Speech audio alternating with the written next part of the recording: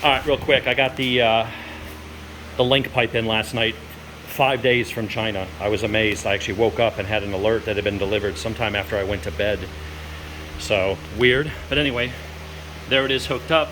Obviously it's stainless, it's a different color than the rest, but that'll start to yellow and turn as it goes through heat cycles. But all the other stock hardware is retained, which is kind of cool. It was easy to bolt up. I had to modify, there's the groove in this metal tab right here that tab goes into to kind of lock the front end. That had to just be tweaked slightly with a Dremel.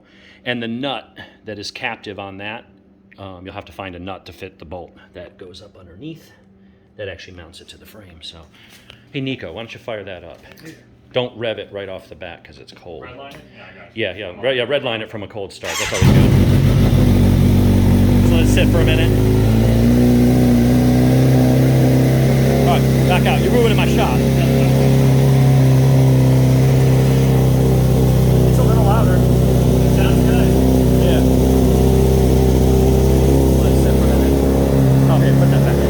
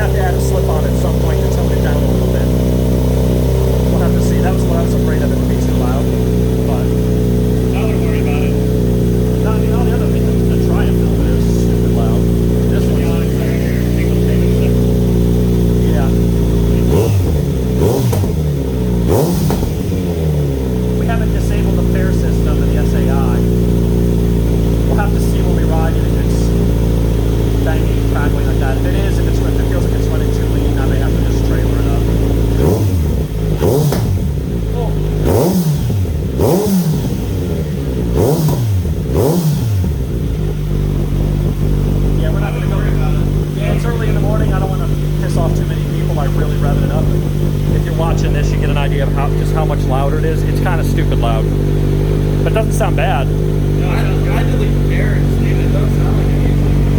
Well, you can't tell if it needs it to until you get up there in the revs and feel how it pulls and it's got flat spots.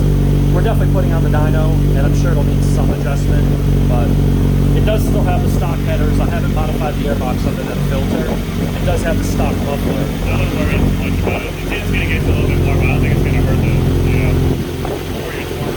Yeah.